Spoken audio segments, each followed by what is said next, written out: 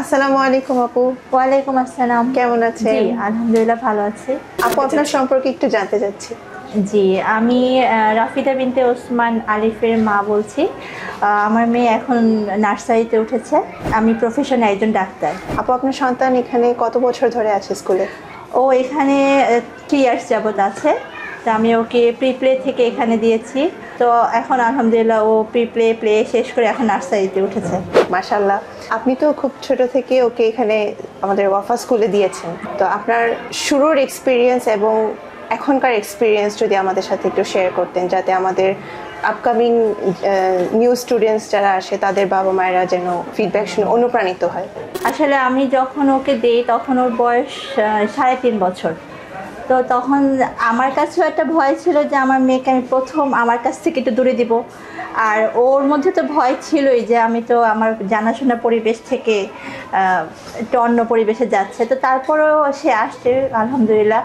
কিন্তু প্রথম দিকে আসলে অনেক কষ্ট করতে হয়েছে যে ও বসবে না, কান্নাকাটি, ভয়। তবে একটা কথা আপনাদেরকে বলবো, আসলে আমাদের এখানে মিসরা এত ভালোভাবে বাচ্চাদেরকে আসলে করে। আসলে আমি তখন খুব একটু ভয়ে ছিলাম যে আমার বেবিটা তো বোধ হয় বসতে পারতেছে না, থাকতে চাচ্ছে না, ওকে মনে হয় আমি রাখতে পারবো না, মনে হয় বাসায় নিয়ে যেতে হবে। তো তারপরও মিসরা অনেক কষ্ট করছে আসলে এখানে ওদেরকে অ্যাডজাস্ট করার জন্য। নিজে কোলে নিয়ে আমি যেটা দেখছি যে অনেক বেবিরা এত কান্না করতো, এত করতো যে নিজে কোলে নিয়ে বসে থাকতো 2টা ঘন্টা, মানে বাচ্চাকে কোলে নিয়ে বসে থাকতো। মিস যেখানে যেত ও বেবিগুলো পিছনে পিছনে যেত। আর আমাকে দেখা যায় প্রথমে কি করতে হয়েছে, ও যেন আমাকে দেখতে পায় এমনভাবে আমাকে দাঁড়িয়ে থাকতে হয়েছে 2 ঘন্টা টানা, বা ওর পাশে থাকতে হয়েছে।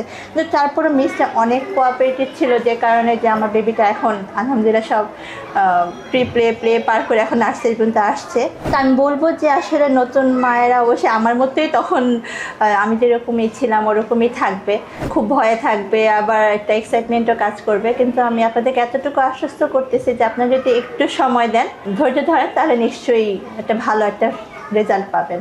অবশ্যই সেটা আপনার জন্য, আপনার বেবির জন্য ভালো হবে। আপনার কাছে পড়াশোনার মানটা কেমন মনে হচ্ছে স্কুলে? আসলে এই বয়সে আমার কাছে যেটা চিন্তা ভাবনা, যে পড়াশোনার চাইতে বেশি ইম্পর্টেন্ট হলো সোশ্যালাইজেশন, কমিউনিকেশন, একটা বাচ্চার ব্রেন ডেভেলপমেন্ট, নিজে থেকে সে কতটুকু শিখতেছে, জানতেছে, আমার কাছে সেইটাই বেশি ইম্পর্টেন্ট। আমার বেবি এখনই তাকে সরায় ক খ ABCD সব পারতে হবে, আমি সেটা চাই না। আমি চাই যেন ও হলো আরেকটা ফ্রেন্ডের সাথে অ্যাডজাস্ট হতে পারে, আরেকটা নতুন মানুষের সাথে অ্যাডজাস্ট হতে পারে, মিশতে পারে, সবাই মিলে খেলতে পারে, ওর ইমোশনগুলো শেয়ার করতে পারে। সেই দিক থেকে আমি চিন্তা করি ওকে আসলে এখন স্কুলে দাও, নয়তো এত আর্লি হয়তো দিতাম না। কিন্তু আমি আলহামদুলিল্লাহ সেদিক থেকে আমি একদম ফুললি স্যাটিসফাইড যে আমার বেবি আগে থেকে সে অনেক সোশ্যাল হয়েছে, অনেক কমিউনিকেশন তার মানুষের সাথে বাড়ছে। তো সেটা আমার জন্য খুবই একটা ভালো ব্যাপার।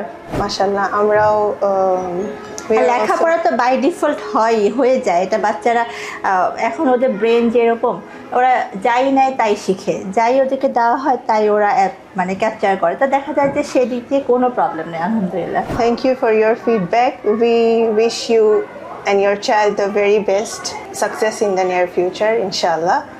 Thank you.